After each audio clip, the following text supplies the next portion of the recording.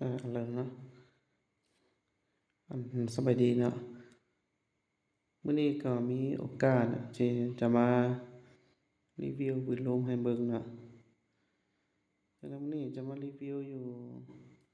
3รุ่นเนาะอันน่ะรุ่นที่1แม่น Tactical เนาะตัวที่2ก็เป็น K2 ใส่ถังคาร์บอนกับกล้อง BSA นะรุ่นที่3ก็คือ Top A นะจะมารีวิวให้เบิ่งแต่ละรุ่นนะว่ามันเป็นอะไร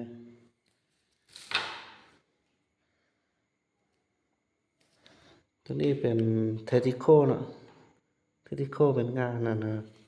งานเวียดนะตัวนี้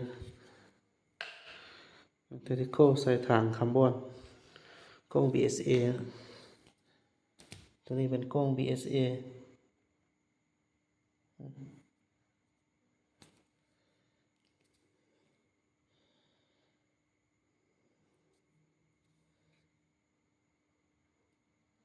งามเลยตัวนี้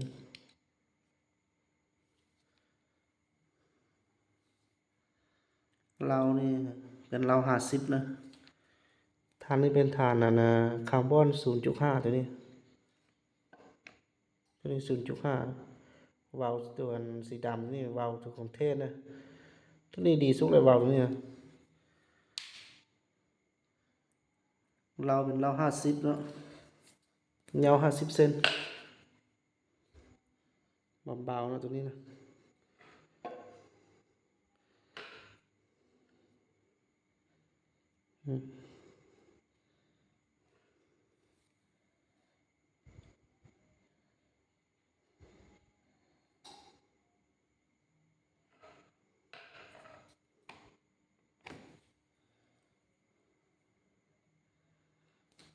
ตัวนี้เป็น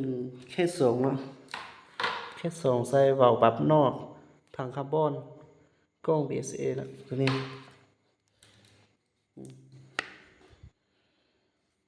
งามเลยตัวนี้แค่2นี่วาล์วปรับนอกถังคาร์บอนกล้อง BSA นะ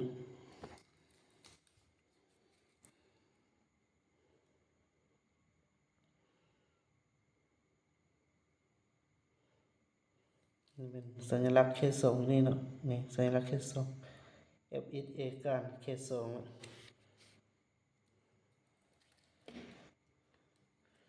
ลาวก็เป็นลาว50นะ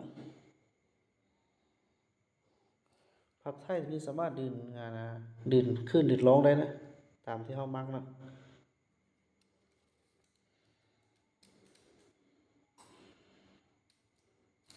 ส่วนบอกตัวนี้เป็นท็อป A นะตัวนี้เป็นท็อป A ตัวออกใหม่ล่าสุดนะตัวนี้ท็อป A ออนนิวปี2026นะตัวนี้ตัวนี้เบาสุดเลยตัวนี้นะประมาณ3 โลเนี่ยน้ำหนักกับประมาณ3 โลเนี่ย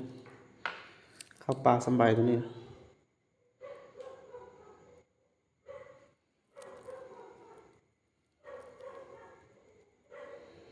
ผู้ใดสนใจก็ทำได้นะตัวนี้มีพร้อมซองให้นะ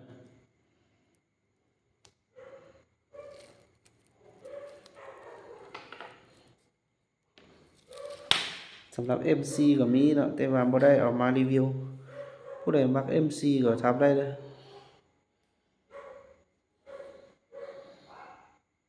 เป็นแค่2 Tactical Top A นะมาแบบใดก็ทำได้นะมีความทรงฮะ